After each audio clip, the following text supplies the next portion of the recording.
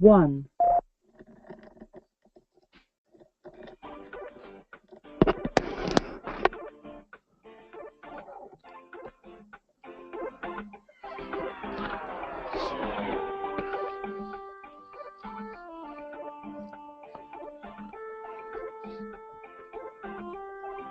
Welcome to the At the Eyepiece Show.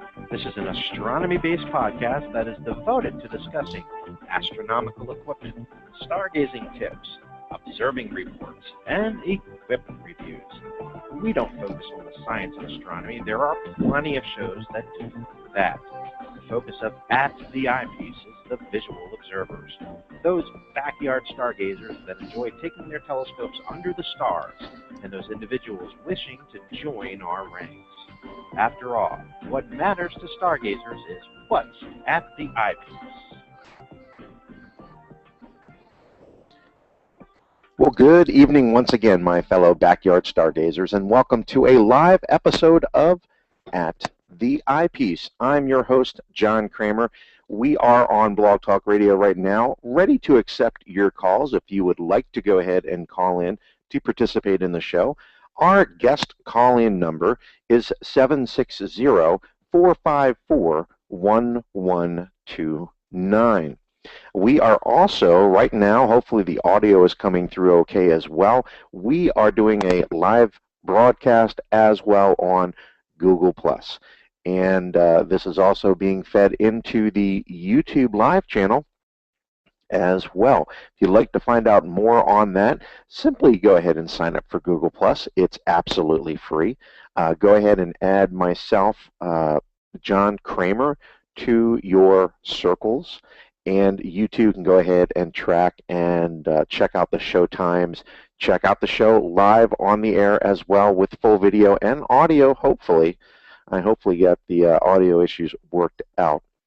In addition to that, we're going to be this show will also be saved onto the YouTube channel as well for you to watch and listen at your convenience.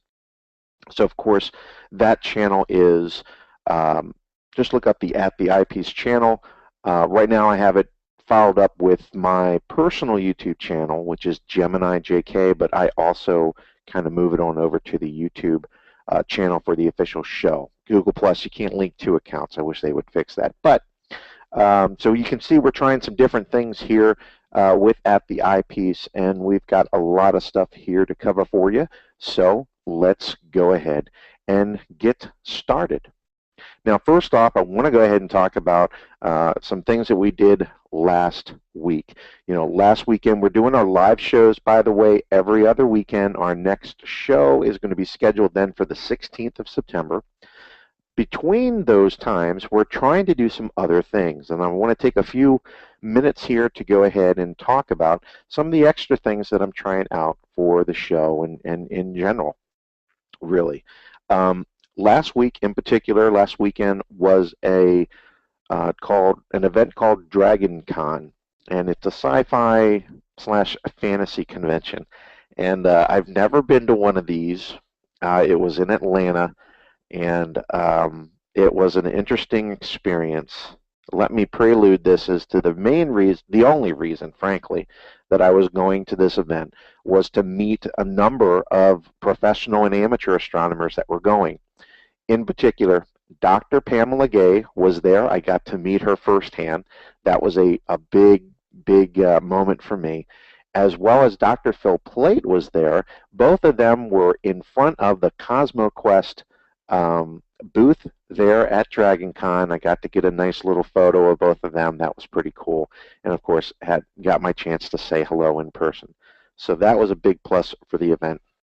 The other major part of the event was to go ahead and meet and look through some of the telescopes that Stephen Ramsden had. He is the director of the Charlie Bates Solar Astronomy Project, and he is an outreach extraordinaire, basically, as far as astronomy. And the opportunity to go ahead and meet him, say hello. I'm a proud member of his outreach club, and the ability just to go ahead and meet him was great. Chatted a little bit, met his wife Natalie. couple of other people that were there helping out. And but of course, the views through his telescopes were just simply spectacular. I've only had the opportunity to view through a very small diameter PST telescope, which is a Coronado hydrogen alpha telescope, as well as a Lunt LS35, which is a 35 millimeter telescope. Very small aperture, but the views were quite pleasing through both. In particular, I actually preferred, I think I mentioned this before, it was during the Tennessee Spring Star Party, had the opportunity to look through both of those telescopes during the outreach event that was outside of the Fall Creek Falls Inn, and they both offered pleasing views, but I definitely preferred the Lunt LS35 visually to the Coronado PST. Just a brighter image, easier to make out details. So that being said, he had a number of telescopes set up there. If you've never seen the equipment that Stephen uses, by all means head over to his website there, charliebates.org, and check out some of the wonderful, wonderful stuff that he has. That was a Explorer Scientific, 4-inch Explorer Scientific on a German equatorial mount with a Lunt white light wedge on it, providing very clear and crisp views of the sun in white light so that you can go ahead and catch a glimpse of the sunspots, which I'm familiar with because I try to do that as often as I can as well, and I'll talk about that here shortly in the show. But the real show grab was checking out some of the hydrogen alpha and calcium K scopes. He had a calcium K, I believe it was a Lunt calcium K scope. This view showed the sun in a very unique manner, very purplish in color, very bright to me. I thought it was a really great view. This particular scope, and I'm not a hydrogen alpha calcium K solar observer knowledgeable person here, so hopefully I'm describing it as it's showing you mostly surface detail as it pertains to the surrounding features on the sunspots. It shows you the sunspots too, but a much more higher definition area around those sunspots. So it was an interesting view with the calcium K. But the show winner by far was stepping up to the hydrogen alpha scopes. He had a CGM Pro mount, which first time I've had the opportunity to look at, too. Very impressive mount. And on top of that, not one, but two 90 millimeter hydrogen alpha telescopes, and they were both mounted on a side saddle plate. AGM, I believe, was the product there that mounted them side by side, and offering wonderful views of the sun in hydrogen alpha. And I must say, for Saturday in particular, we had some spotty weather, but for Saturday, which I attended, we had enough clear skies to make out some good opportunities of hydrogen alpha, and the sun was putting on a spectacular shell. There was plenty of prominences there. In particular, there was one prominence that looked very much like a Christmas tree, if you will, with a wide, well, an upside-down Christmas tree, actually, with a very thin connection to the solar limb and broadened out very, very wide. It was just lots of fantastic, fantastic detail. And I must say, he had the Coronado there, which was next to the Lunt. And I have to say, the Coronado in this particular instance really put on a superb, superb image. There were some other very interesting things that happened, not on Saturday, but on Friday. And I'm very, very happy for Stephen Ramsden to be out there at the event doing outreach at DragonCon to be able to share the views, because there was a huge, massive filament eruption off of the sun there that he got to capture. And get this, I'm taking it off here from the Facebook page here. This filament eruption was 4 times the distance from the Earth to the Moon. The Sun is 875,000 miles in diameter. This thing snaked around to just about the full length of the Sun. By the way, all of these images, he's talking about this superb image that he obtained using some of the equipment that we were talking about here by a 6-year-old girl that happened to be hanging out in his setup room there where we had the imaging equipment, and she got to take a picture here. Now, maybe I can go ahead and share this with the folks that are going to be seeing this from the YouTube channel and the Google Hangouts. So let me go ahead and see if I can accommodate that real quick for everyone that is going to be doing that. And I think that we do indeed have that shared, at least from the perspective of my Evernote screen there. So you can see here, those of you that are listening live, hey, you'll have to go ahead and check it out later on. But the filament structure is very clearly seen, and what a great, great capture to go ahead and be able to have seen that. So very, very good stuff. Super that he was able to get that type of detail, that type of fantastic solar activity happening for his outreach there at DragonCon. Now, overall, I will have to say that the event itself, DragonCon, was rather miserable, only because I must say I had to wait in line for 4.5 hours to get into this event. If anyone's listening ever planning on going back to DragonCon, please buy your tickets online.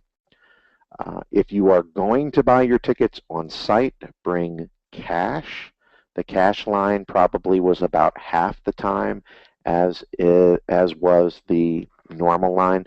I severely underestimated any degree of scope with this type of convention. There was plenty of people there, extremely crowded. It was very hot. It was very humid. I was very uncomfortable for 90% of the time. Me and my son went. But certainly the highlight, as said, was being able to see some of the equipment and look through those hydrogen alpha telescopes. It's probably safe to say I've been looking at hydrogen alpha telescopes now for 3 solid days straight. And it's probably safe to say that I might just indeed have the hydrogen alpha bug has bitten me. So you might, I sure hope I can get out there and start checking out some hydrogen alpha. And in particular, it's a great opportunity to outreach to. So it's been something on my mind, certainly being able to look through that. And again, meeting Stephen, getting so much encouragement from him. But being able to see the public's reaction generally to that type of stuff, it's really great. And I really need to press forward and see what I can do to get some hydrogen alpha equipment to showcase both white light and hydrogen alpha. It's really, really good. Now, speaking of some solar observing, I have also started here, some of the things that I'm trying to do is branch out a bit and do some different things other than just the podcast / live radio show. In particular, I started from the encouragement here from meeting Stephen and participating in what they're trying to do out there with the Charlie Bates Solar Astronomy Project Outreach Club. Started to go ahead and put out a weekly, well, it's called the Sunspot Weekly. Name might change, may not change, don't really know. This particular series that I am doing is going to be broadcasts from my own telescope setup, which is an 8-inch Schmidt-Cassegrain with a Tuthill white light solar filter, using a variety of cameras, currently just a Samsung SCP-2000 camera, capturing the sunspot activity over the course of a week, putting together those images, the live video in particular, and then perhaps some finalized images after the fact, and then putting that together in a kind of a week in review type of format on sunspot activity. In addition, hopefully we can go ahead and cover some or get an idea of activity, solar activity, that perhaps is coming up for the upcoming week as well, trying to get you at least planned as well. You know, a lot of times there's activity coming up on the preceding limb of the sun that looks like it might be some interesting sunspots, interesting flares, etc. So really trying to put something together where we give everyone a heads up as to what's coming, but we also review all the wonderful details that has been visible during the previous week on the sun. So of course a lot of that is going to entail solid weather on my part, and of course the availability to get and capture that type of imaging, but I'm going to work towards that.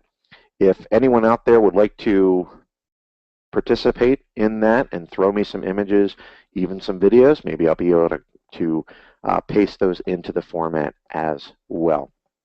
And one last thing regarding that, I thought it would really be interesting, and I need to talk to Stephen about this, is to going ahead and finding out some other things that he's doing there, in particular with the Charlie Bates Solar Astronomy Project. This is a nonprofit, by the way, organization. He reaches with him and the other people within, I believe the outreach organization worldwide reaches, I think, 75,000 people a year. That number might actually be severely low. I'm trying to recall here, 50,000 people annually, over 70 events per year. He's probably up to 75, I think, that he's mentioned before. So great stuff there. So that's kind of shifted now from solar. A lot of things on solar. I sure hope you go ahead and enjoy the different things that we're bringing here for the backyard stargazer. Now, speaking of backyard stargazing, let's go ahead and get on to some equipment chat. One of the, well, best manufacturers out there for astronomical equipment, in my opinion, is Orion. They got a lot of wonderful stuff. Did you know they just came out very recently with the huge SkyQuest XX16G go-to Dobsonian telescope. This is a huge instrument. It's fantastic that they have come up with a larger one. You know, they started out with the 12 go-to. I think they may even have a 10, but I'm pretty certain it was a 12-inch go-to. They also had a 14, pretty large instruments by themselves. And there's always been kind of a chit-chat on the forums, hey Orion, when are you going to come up with a 16-inch model? And well, they've answered that, and it is released and is selling today. It retails for $3,599.99, which for a 16-inch aperture instrument with fully computerized go-to is a great deal. Let me tell you, they got a lot of favorable reviews with their 14-inch instruments. Initially, there were reports. I don't think that there's much of a problem now, but initially there were some reports, and there was also a mention in one of the reviews that either Astronomy or Sky and Telescope magazine did. There was a little bit of vibration that they could see at the eyepiece, in particular during higher magnification. Now, from what I've been kind of looking at from the reviews, most people, I think, have felt that that is not really a major concern. They seem extremely happy with the performance and the capabilities of the telescope. So it's good to see that we now have a very large instrument for you to go ahead and enjoy some backyard stargazing. Let me give you some quick specs on it. Highest theoretical magnification, 800 times magnification.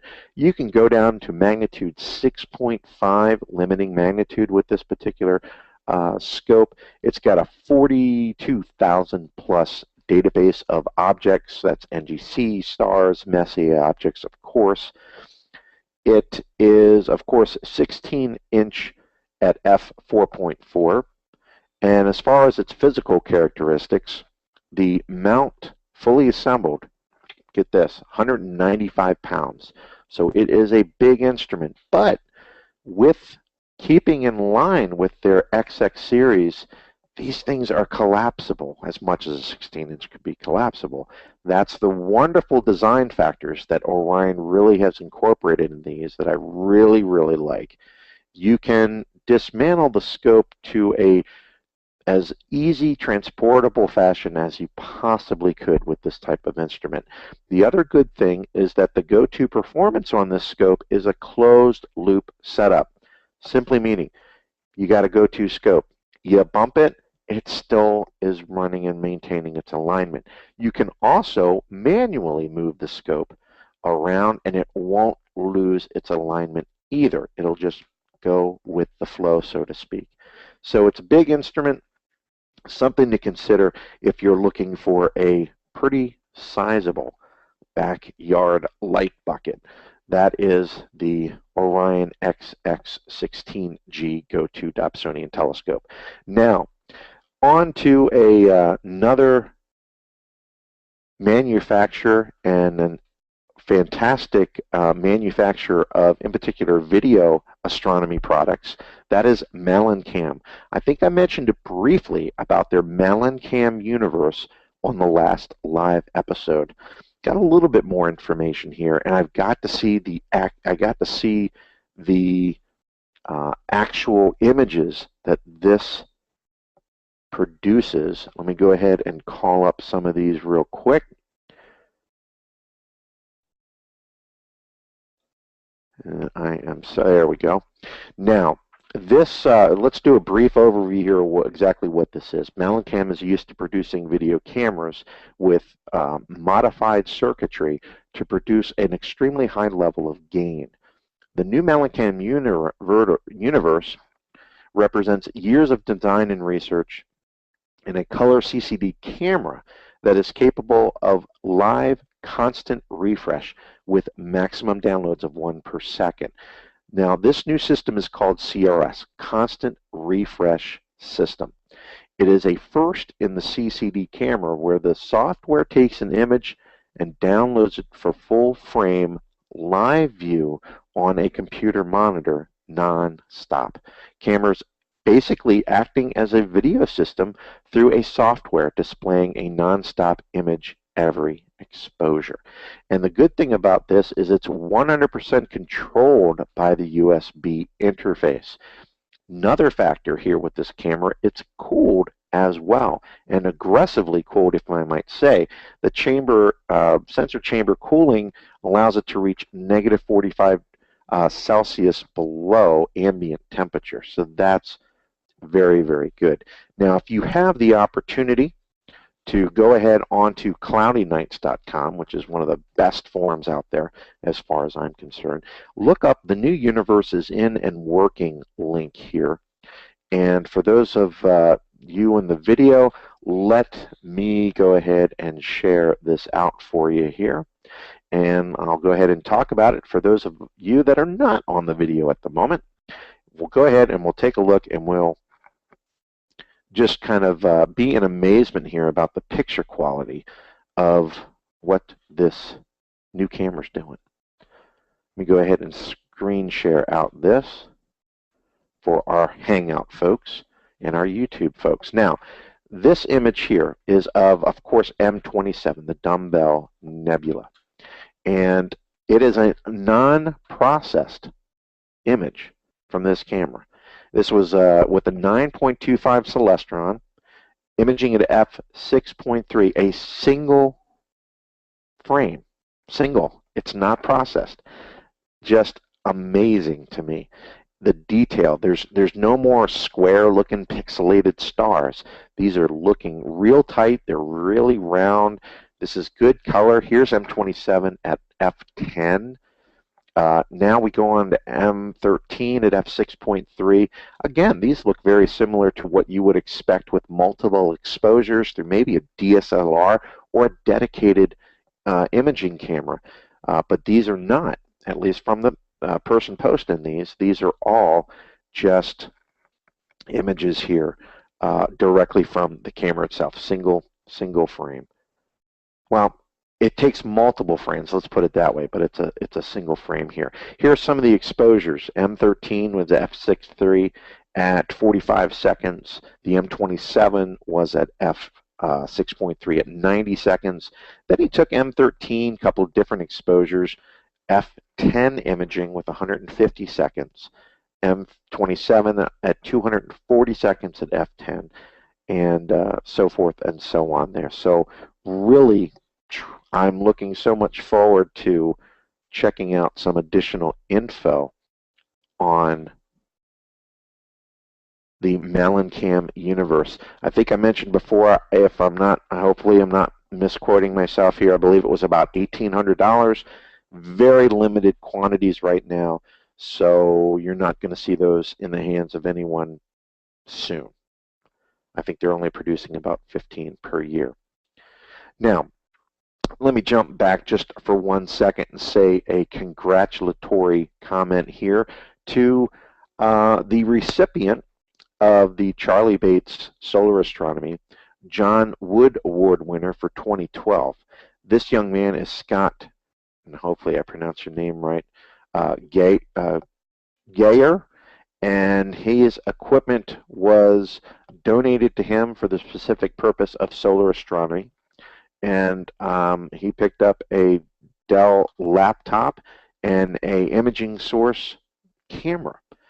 So congrats to you, Scott. He, by the way, I saw some images on Facebook of what he's doing with a Coronado PST, and I was blown away. Just fantastic, fantastic stuff. Talk about confusing me more for my hydrogen alpha scope choices out there, because he's just doing some spectacular things with the Coronado PST. All right, so let's go ahead, and we've covered the Orion, the trip to Dragon Con. I kind of mentioned here that I was really, really looking for a hydrogen alpha scope. I think I've been officially bitten by the hydrogen alpha bug. If you understand what that means, I'm going to be looking to get into that, hopefully. Let's get into some observing here. Last weekend, real briefly here, we had a transition going from a PC to a Mac for me. Long story short, that really has prolonged my ability to create the MP3s and some of my other files that I wanted to do for last weekend's tour for September. That's all done now. If it wasn't for the fact that I couldn't post 2 shows in one day, I'd have it posted today.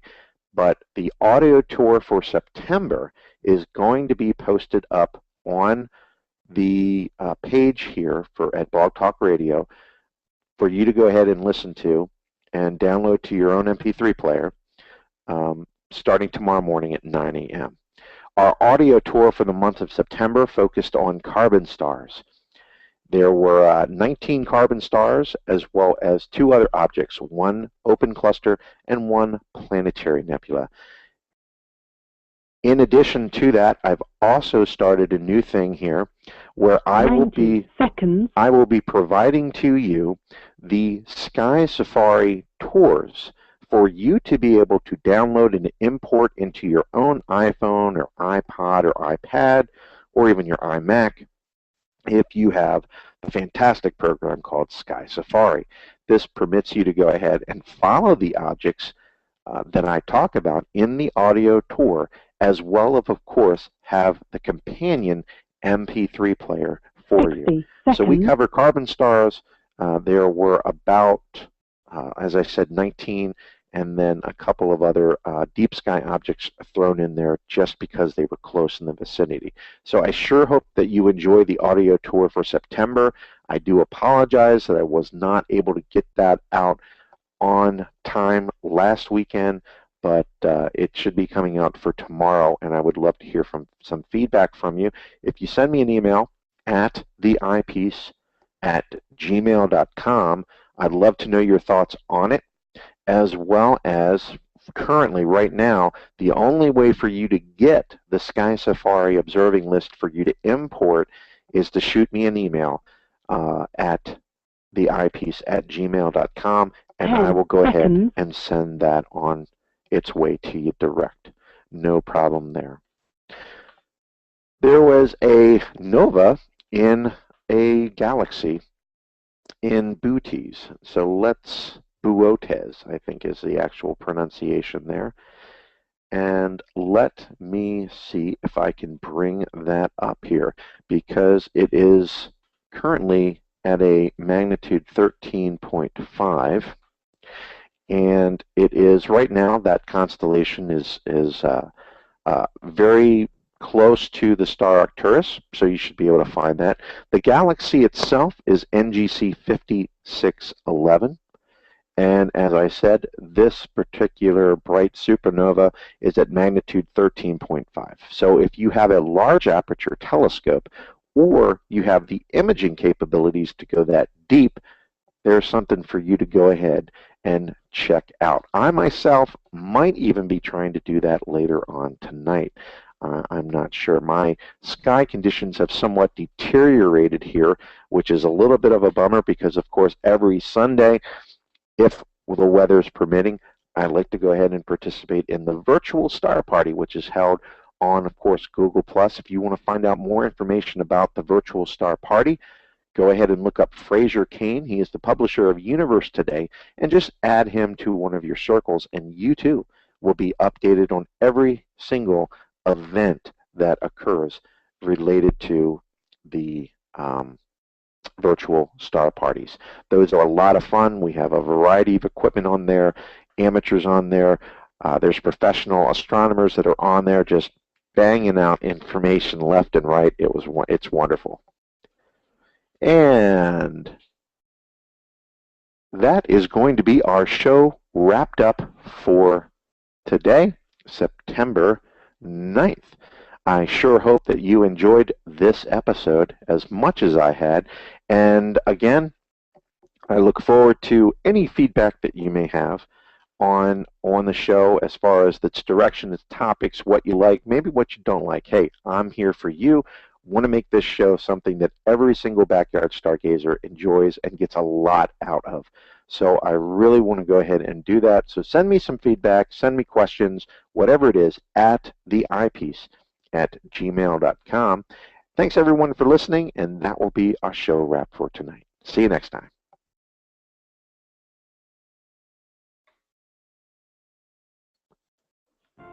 Thank you for listening to this episode of At the Eyepiece. If you would like to participate in a future show as a featured guest, or perhaps you have suggestions for future show topics, send me an email at theeyepiece@gmail.com. Check out our blog at theeyepiece.blogspot.com. We're also on Facebook and Twitter. Just put in a search for At the Eyepiece. I'd like to thank George Wood for his bumper and exit music. This is 8-Bit Junkie, and we obtained that from podsafeaudio.com. So here's wishing all of you plenty of clear skies so that we can all talk about it next time at the Eyepiece.